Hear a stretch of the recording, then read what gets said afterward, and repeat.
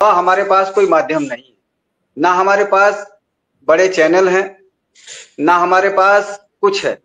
तो एक आम शिक्षक हैं और शिक्षक अपनी बात कहे तो वो कोई ना कोई माध्यम तो हमें अपनाना ही पड़ेगा ना।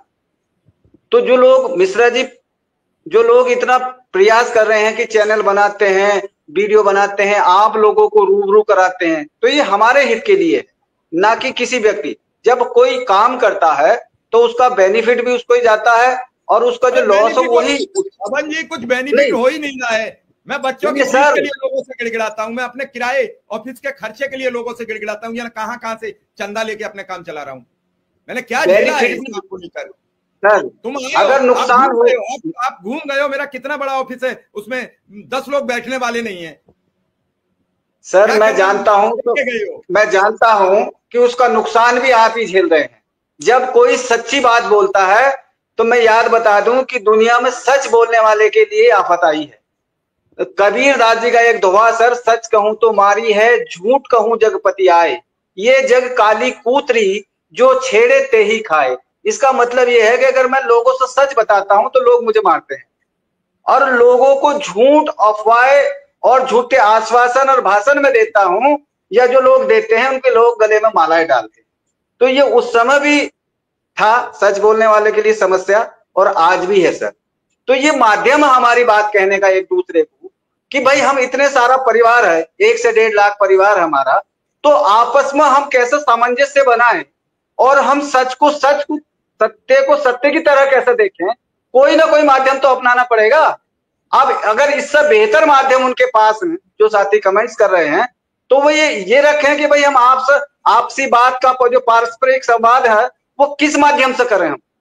तो मेरा निवेदन है मेरे भाइयों, कि जब हम पीड़ित तो ही हैं, लेकिन जो लोग हमारे वेलफिशर हैं, हमारी मददगार हैं, चाहे वो कोई भी हो, चाहे वो नेता हो, सत्ता पक्ष के, विपक्ष के, या हमारे साथी हैं, नेतागण हैं, वो कहीं ना कहीं हमारे हित के लिए कोई ना कोई जो उनकी समझ में आता है बेहतर से बेहतर करने की योजना बना रहे हैं। ऐसा नहीं है कि सारे लोग नेगेटिव मानसिकता के हैं। तो अपवाद में यदि लोग होते हैं तो उनकी कोई मान्यता नहीं होती सर। मैं इससे आगे निकलो।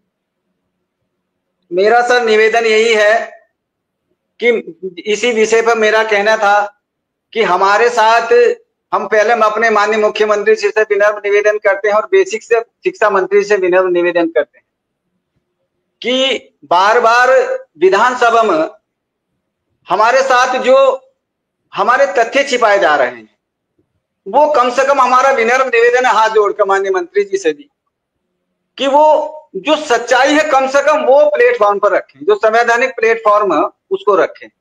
ये स्पष्ट है कि भाई राज्य सरकार ने हमारी जो कैबिनेट में हमको भर्ती किया, संविदा कर्मी भर्ती किया, ये सच्चाई है। 1999 का जो शासनादेश है वो सच बात है।